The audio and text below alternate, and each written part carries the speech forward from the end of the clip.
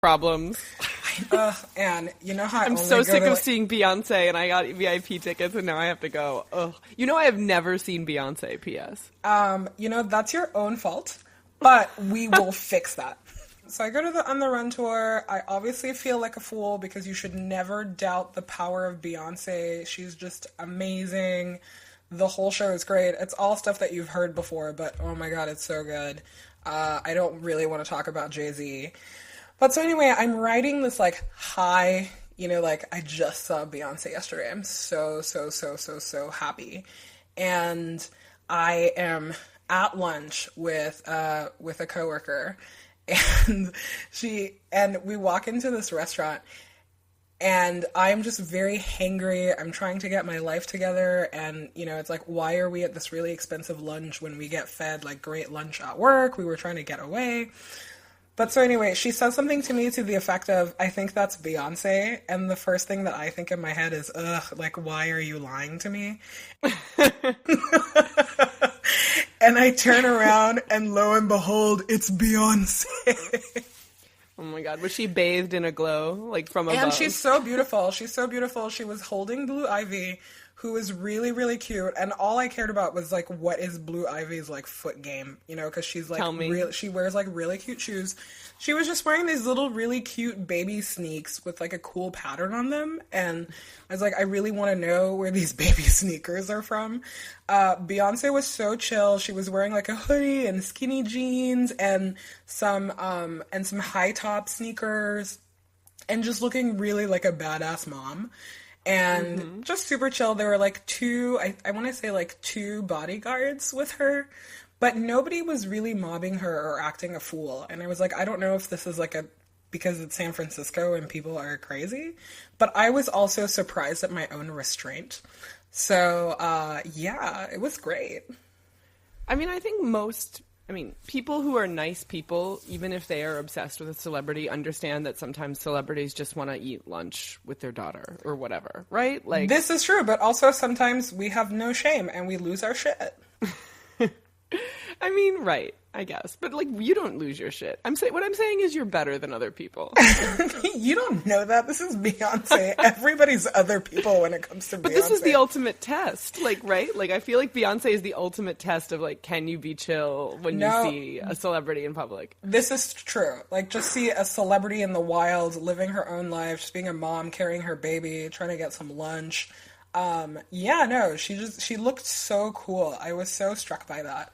And then on Friday, I also had an impromptu, like, went to see Kanye West at Outside Lands. So I'm feeling impromptu. I know. I hadn't planned on it, Anne. What can I say? I have good friends who work in the music biz. Also, judging by your Instagram photo of the Kanye show, you were like basically standing underneath his kilt. Oh, we were breathing the same oxygen. Better believe it. I have had no such sightings. I've seen just two civilian dudes wearing Pharrell hats, or I guess I should say 1980s Vivian Westwood park ranger hats. That's the closest I've come this week. I will say this, though. My Watch the Throne, family week has been great and kind of restored my faith in San Francisco. It's like, San Francisco's not as cool as New York. But you know what? Like, these, 3 sightings are going to keep me going for a while. Giving you life. Thank you. As the kids say, giving me life. I know.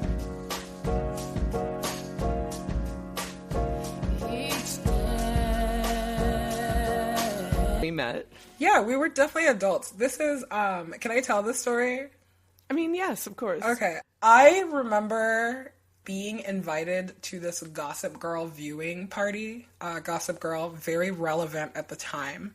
Still, no, we need to add that caveat every time. Like, it was really happening at the time. Whatever, and don't denounce Gossip Girl. It's still relevant. Later seasons were really bad. Yeah, but you know what? It's okay. Like, the first season was the best thing. And also, we have to love it because it's the show that brought us together. It's true. So this was like, what, season 2, 3? You're right. Probably season 2. Our good mutual friend, well, becoming new to me friend, Daya Olopade, shout out. She's kind of the fairy godmother of this friendship. Daya's just the jam. Daya invites me to her house to watch Gossip Girl. I am in a place where I kind of want to make new friends. Important lesson for the person who wants to make adult friends. It takes effort. And so I agree to go to her house to watch Gossip Girl with all these people that I've never met because, duh, Gossip Girl's amazing. And I wear my favorite t-shirt that's a homemade Chuck Hart's Blair shirt because, you got to bring your A game at the Gossip Girl viewing party. I don't remember really what we talked about. All I know is that you and I had the same reactions at, like, all of the parts of the show at the same time. And I was like, this lady is amazing. I want to be friends with her. And I remember when the show was over, vividly, like, walking out going, I hope we are all walking to the same place, because DC is so small, and it's like, maybe we are all walking distance.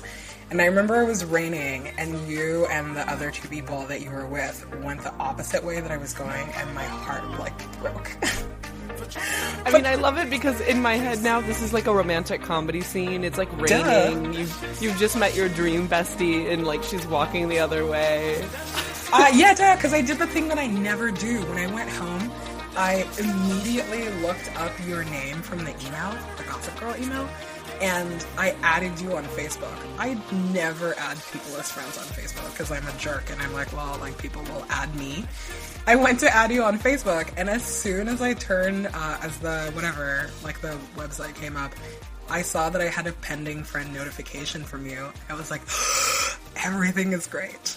Immediate. I mean, the other thing, lesson number 2 about making friends, which is like internet follow-up, crucial. Maybe I should write something where I name the phenomenon by which you share links with someone the day after you have dinner or hang out as like a way of cementing. Has this already been written? A way of cementing your burgeoning relationship? No, it's just like a huge part of my like friend flirting game. It's like, hey, here are all these things that I want to read with you. I mean, exactly. I mean, reading the internet is your love language. I've read the internet for you and sent you links. That's true. Anyway, and so then we had an immediate internet and IRL friendship. We saw each other the following, 2 days later, wasn't it? Yeah, I went to watch the movie Obsessed starring Beyonce and Idris Elba for the 4th time because you and Dio hadn't seen it and I wanted to see it. And I was like, I am playing for keeps. We went on midnight on a school night. Early commitment. So, I don't know. I guess I think that, it obviously helps if you sort of have some friends in common and can bump into people naturally. But also, gotta say yes to that stuff. You gotta go all the way to the other side of town to watch Gossip Girl sometimes if you want to meet great people. We were in, Woodley Park. Never go to Woodley Park. Yeah, exactly. And then Obsessed at midnight. See, I've always been behind on the Beyonce curve. That's the other lesson. You had already seen Obsessed twice, at least. And 3 times. It was my 4th watching. Just to be clear. Who's the evil white girl in Obsessed? What's her name? Ali Larder? Hello. Oh my god. Wow. Just trying to remember. Anyway, so I just looked up this guide to making friends as an adult. Yeah, tell me about it. And it says things like, indulge in some real talk, slowly up the intensity of a Q&A to create friendly feelings in just 45 minutes. Wait, are you a robot? This is all wrong. You can't real talk a friend you're trying to seduce. What's wrong with these people? I know. You got to go for the slower reveal. Yeah, basically it's just like dating. It's put all of your best qualities forward. What do you bring to the table? Don't be your, asshole self. Ever. Right. Be your best self and slowly introduce the real talk. Exactly. Very gently. Yeah. Anyway, I feel like this guide is just... So I remember ages ago, I don't remember if it was I was taking questions for my newsletter or someone tweeted at me the question how do I not die alone? And I was like, this is just the easiest thing to answer ever. The answer is you be the one to call. You just call people or email them or whatever. Don't sit around at home being no one's called me. That's so crucial those people are die alone people. Yeah, no, and those people are always the ones that complain about how they can't make friends as adults. And I was like, well, maybe you should be a little more proactive about it. It is a little bit of a give and take. If you meet someone who you really like, you have to court, you have to pursue. Yeah. So what are our tips for making adult friends? Number 1, just go to things. You actually have to leave. Get out of your house. You actually have to leave your house. That's important. Go to all, like, take up all the invitations, even the ones to things that you don't want to go to. Like, I go to craft parties, even though I hate them. I've been to 2 Burning Man parties last week. Let me tell you, want to light myself on fire, got some face painting done. But guess what? Met about 100 people. 2 people have real potential. Having lunch with 1 lady next week. I'm very excited. You actually have to go out of your way, and you have to make yourself a little vulnerable. Yeah. Also, I have totally met some of my greatest friends via the internet, like friends of friends, or people who, one of my dear friends from DC, Lindsay Wood, sent me a stranger email back when I first moved to DC, and at the time I wrote for this blog Feministing, and my bio said something about how like I wasn't excited to be in DC, and it said I'd gone to college in Missouri, and she emailed me and was like, "Hi, I read Feministing, and I went to school, and I'm from Missouri, and I also hated DC for like the first 2 years. Like, we should hang out." And we had like 3 supremely awkward friend blind dates, like set up by the internet before we legit. That's right. You got to put that FaceTime in.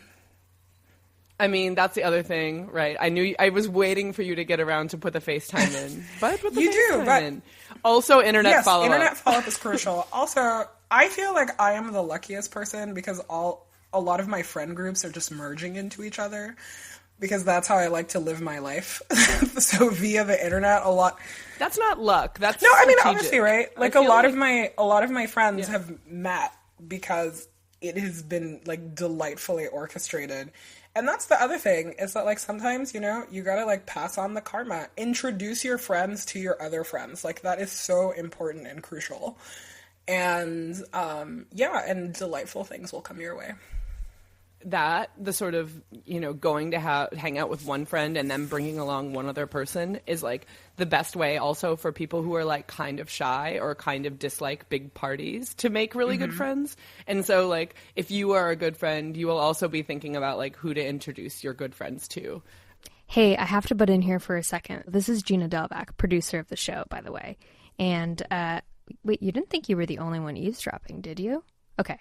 So I just want to say that this is exactly how I met Anne, and of course I'm so happy that I did. We were both journalists living in LA, but she was this boss lady editor, and I was just making my way into public radio. So our dear friend Sarah Blank introduced us in a couple of very low-key, successive bar hangouts, during which I remember talking about my then obsession, IUDs. Anyway, of course, Anne was so funny and so smart. She and Sarah and I shared some horrifying period stories, which I will not repeat here. Of course, I was friend crushing hard. And one thing led to another. Lucky me, Anne introduced me to Amina, and she has also held me so close in URLs and IRL situations. So this advice can really work. Your hosts don't lie. I'm here to do a little impromptu endorsement of my own and give a special birthday shout out to Sarah Blank. I have an email in my draft box right now that says the subject line is "Set me up with your friends," that I'm going to send to all of you very soon. Well, all of you being like my IRL friends, saying like, "Hey, I'm settling into this weird town. Who do you know here? Please set me up with them." And sometimes like you got to do that too. But I also think that like being new in some ways also offers this great freedom where you're like, well, I don't know where we should hang out. You have to like pick a restaurant and like show me your world is like a really great little. And are you saying that you don't use the Yelp app and go, who is the Duke of this location? Who's the Duke? Who's the Duke of this location? And just go there? This is a long-standing way Amina and I judge Yelp reviews. If you don't know how a place is, who's the Duke? Does the Duke look cool? Would you hang out with the Duke? Where else is the location? Duke go?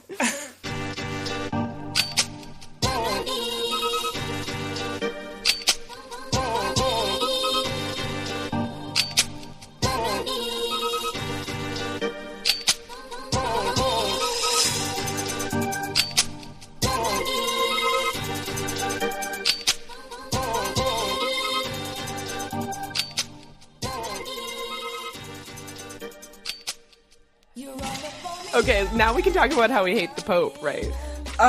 Hey, Anne, I went to callyourgirlfriend.com and it looks different. Oh my God, listen, I gave us such an upgrade. I use Squarespace and now all of our shit looks so good. I am so impressed. It's like the website looks shiny and new, and more importantly, the shop has launched. Oh my God. Squarespace has all this commerce functionality that is making it, I won't say easy because nothing is ever easy when you are a micro business like CYG, but making it as easy as possible for us to sell stuff and look good while we do it and tell people all about our podcast. I'm so excited about this because you essentially set up that website in 10 minutes. And I have no special skills or abilities. I know. And you were able to like hook up the domain, like do the redirects. I'm so proud of you. All of that with no tech abilities. So thank you, Squarespace. And thank you, Anne. Thank you, Anne. And you know, the other great thing is that Squarespace offers 24/7 customer support. So everybody on the customer care team is an experienced Squarespace user, and they can help you with anything that you need. So why not? If you need a personal website, if you have a podcast you're trying to promote, if you're trying to sell something online, Squarespace is a great answer for you. You can start a free trial today at squarespace.com and enter code GIRLFRIEND to get 10% off your first purchase. Squarespace, set your website apart. And like another hallmark of this friendship, we both hate the Pope so much. I love that we fake love JP too, but this Pope is evil and nobody knows. I ironically love JP2 in a Midwest grandma way. Like, I don't actually I hate him just as much. I mean, duh, we hate him, but the problem is that this Pope is beloved by people, and I would say, like, people that I consider to be, like, really skeptical and not Catholic and just, like, smart people, and they're all getting bamboozled by this Pope because every once in a while he'll make, like, internet pronouncements. Don't fall for it. Whereas you and I are like, show me the receipts. Which policies have you changed? You know? Yeah, no, he's just so awful. I was like, stop talking about Snapchat to make yourself relevant. Like, do shit I care about. Okay, so this week he issued. Wait, hang on, let me find this. So on Thursday he met with 50,000 German altar servers. That's word up, word up. A stadium's worth of German altar servers. Anyway, and told them, quote, "Maybe many young people waste too many hours on futile things. Our life is made up of time, and time is a gift from God, so it is important to be used in good and fruitful actions."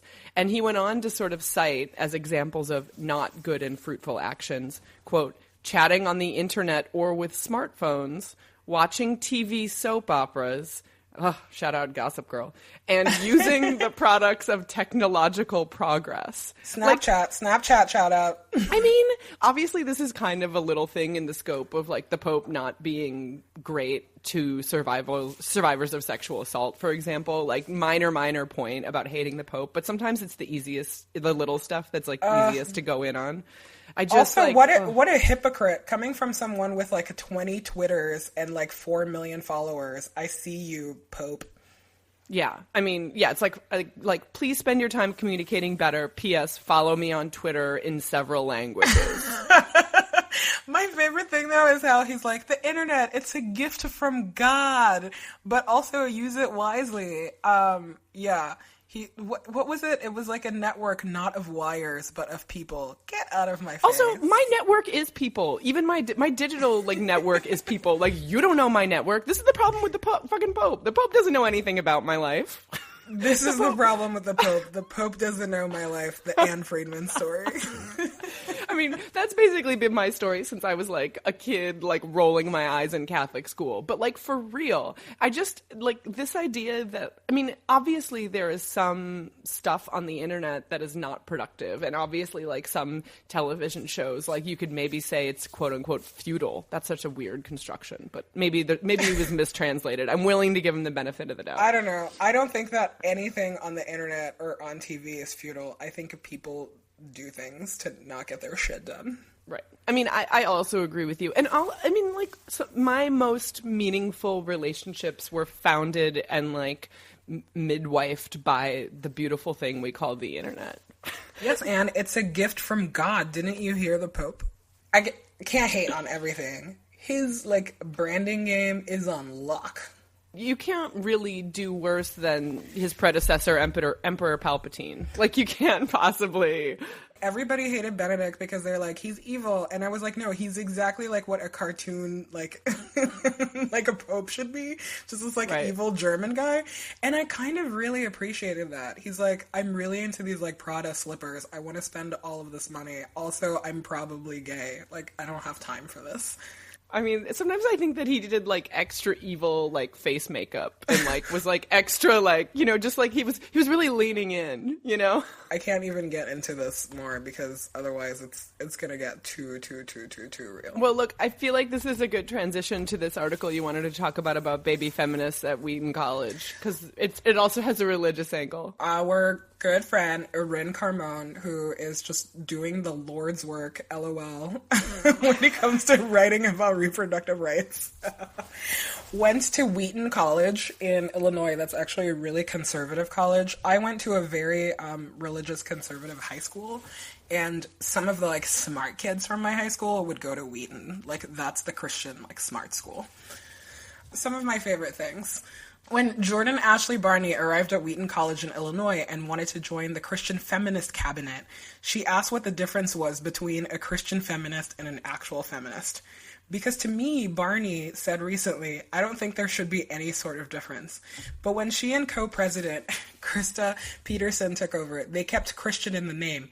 It makes people less worried, said Barney, meaning less worried about the stigma associated with feminism. I love these girls. They're organizing on their campus. They're also, you know, at Christian schools, feminist is like good branding. Yeah, no, feminist is like a really, really, really bad word, and I'm so impressed with them, and I love them so much. And there's such a special place in my heart for like little baby feminists on college campuses, because I was one of them too. And I'll admit that I'm really biased. I'm like, oh, these girls like know exactly what's up. It's not like they're out here reading Tina Fey books and going, I'm a feminist. And I was like, no, like some people actually organize and they know about feminist praxis. I'm so excited. # gender studies. God. I just love gender studies, ladies. Clearly these women were feminists before they got to college. It wasn't obviously, like but college is like where, you know, it all starts making sense to you and you get like a vocabulary to talk about it. Mm-hmm. And you meet other people like you, especially when you go to like crazy Christian high schools like me and probably some of these girls. And you get... So my friend Jana Kinsman, who is a designer in Chicago, her roommate tweeted the story about how he was on the train in Chicago. Wait, pause. Like, the train in Chicago is called the Metra, like a metro with an A? Well, that's the suburban commuter That is just version. Blowing my mind. Somebody's got to change that. Okay, tell me this important stuff. The Metra? I thought you would like that. We're taking the Metra? We're taking the Metra. I don't know. It's weird. Anyway, so he was on the train, and it's very, very packed. And he says, pushing and shoving through the line came this 6-foot infinity dude from God knows what bad company listening Jeep Cherokee driving dimension. Jana's roommate Brent, this guy kind of leans his body back into the dude, you know, to sort of push back. And the guy obviously doesn't like that and decides to get in his face. And so turns around and goes, what? And Brent looks up at him and goes, you're weird. And he's like, do I try to fight him? I'm clearly not big enough. Like, we can't just stand here forever. Is this guy going to punch me? Clearly he wants to punch me. I think that's an important part of the story. The guy is like, you know, I'm just really looking for a fight. So he says, so I did the only thing I could do. The lightest, tiniest jump, like a toddler when excited about triangles. And it gave me just enough lift that my lips landed right on his. No! The crowd's silence from intense masculinity made the kiss only more audible. And without hesitation, I sprinted 10 feet away just in case. No. Everyone began laughing. I stood briefly, watching to see if this dude would pull out like a bazooka or 50 guns or something. But he just stood there, more embarrassed than that one time he openly expressed emotion in his 20s. This is like worse than glitter bombing somebody. Oh my God.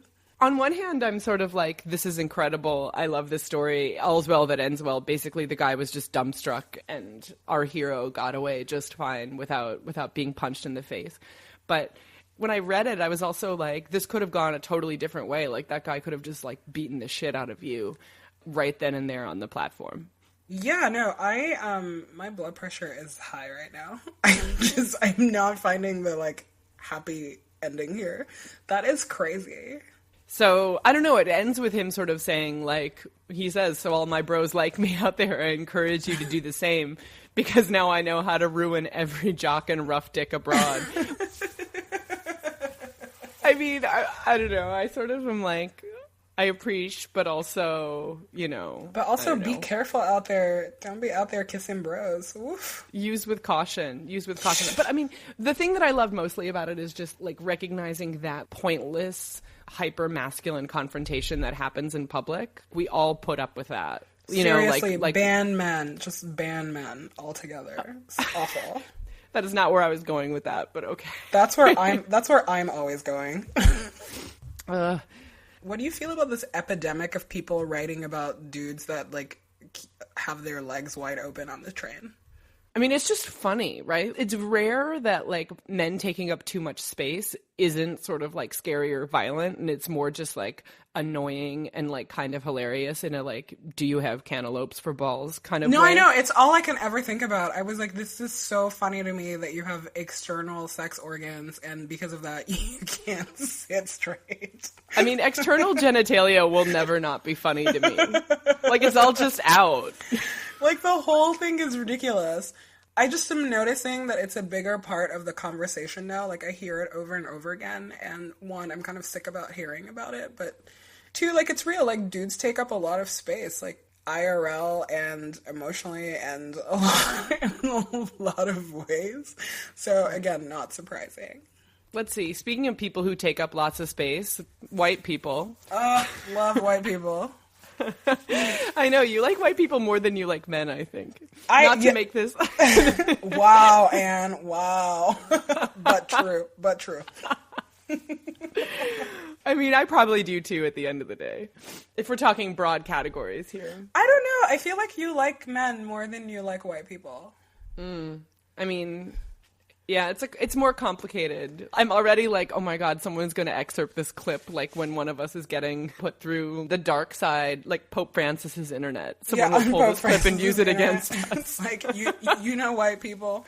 Oh my god, I'm totally using that from now on when I'm like in like a Tumblr vortex. I'm like, I'm on Pope Francis's internet. Like, gotta go be more productive. You know, my favorite thing about watching a movie with you is whenever white people...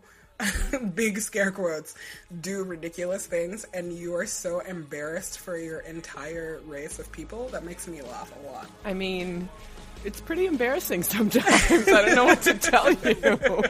White woman burden. So true.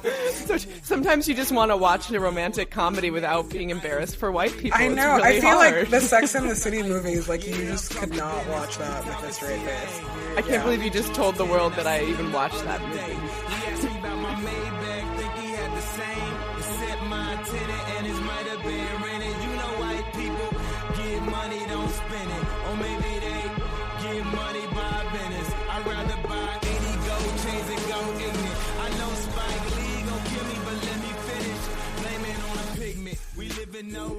Okay, but anyway, no, we wanted to talk about this article that our friend Jean Denby wrote, which I think might be Call Your Girlfriend's first major media mention that is not an endorsement, but sort of a substantive discussion of something we talked about here. Yeah, we're getting there, Anne. We're getting there. Oh my god, baby steps. But anyway, this article by our pal Jean Denby at NPR is sort of about the way, I would say, racist attitudes actually change, or sort of the broader population's opinion changes of black people when those people are recent immigrants versus whether they have lived in the country for quite a while. AKA the story of my life. Right. Well, and this is the part of our conversation he excerpted where you were talking about the way you're perceived in Europe versus the way you're perceived in America. Because Americans tend to sort of see, for example, more recent African immigrants as like hardworking and full of potential, whereas even Barack Obama addresses a group of graduates from the all-male, historically black college, Morehouse College, by saying, we've got no time for excuses. You know, I have a lot of like fake qualms with Barack Obama. I'm a huge fan of the thanks Obama mentality about a lot of things. But the Obamas, like both him and Michelle, their attitude kind of around respectability politics and black people is something that is really hard for me to stomach. Like, I don't know if they're doing it for show. You know, it's like, hey, like, do you have to do this because you're playing this political game and this is what you want to do? But they have both said some just, like, really rather insane things to all black audiences. And I think that it's really interesting how they kind of take this very paternalistic tone and attitude when talking to all black audiences. You know, the pull up your pants, don't grow up to be an artist or a basketball player. Here's what you can do. And that is really shocking to me coming from people that I consider them to be like progressive. And it just goes to show, just respectability politics, nobody's immune from them. And Jean sets up a contrast where just, a couple of weeks later, Obama was addressing a bunch of young African leaders who traveled to D.C., which, callback, our friend Dio Olapade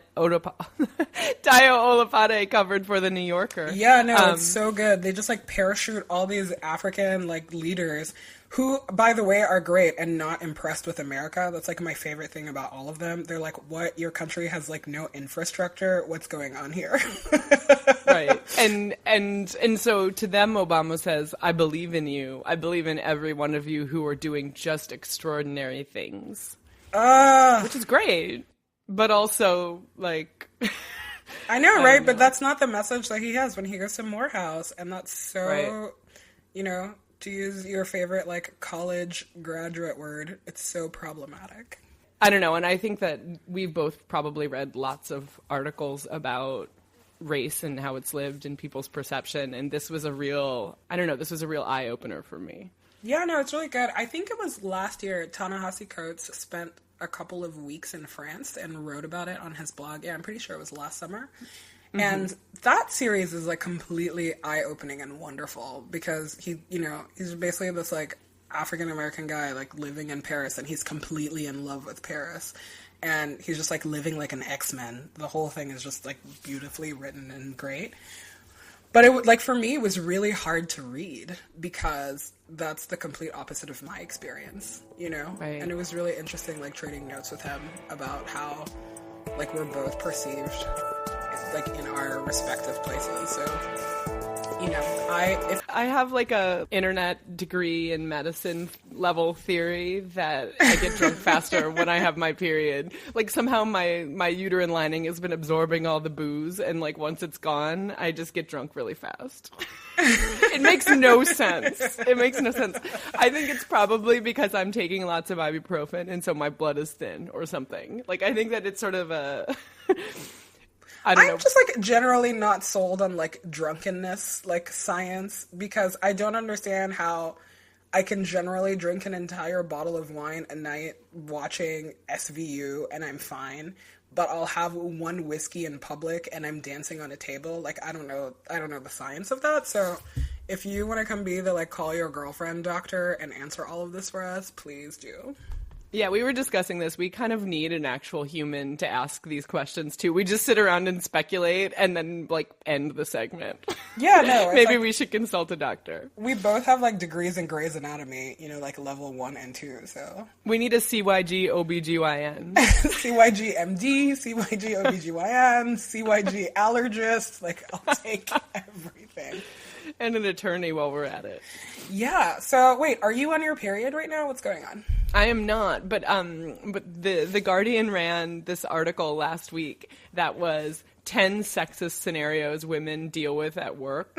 And it was sort of like, it's I mean, right? It's like the idea that you can, like, boil it down to scenarios. But number 4 is being accused of menstruation when voicing a firm opinion.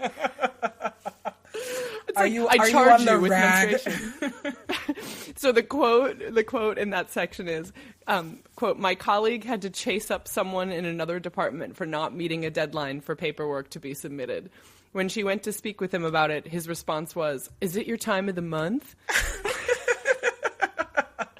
I don't understand how, like, people, hashtag men, can say that with like in like a serious way. That's so weird. I mean, it seemed also pretty outdated to me. Obviously, I think there are lots of bald-faced, sexist things in the workplace that are not outdated, but that was one where, like, oh, she must be on her period. I'm like, was the other attorney in question like a 17-year-old Doogie Howser style? Oh my god, yeah, no. If somebody says that to me, I will, like, period all over their desk at work. Like, that's that ridiculous. should be the punishment. that should be your punishment. It's like, hi.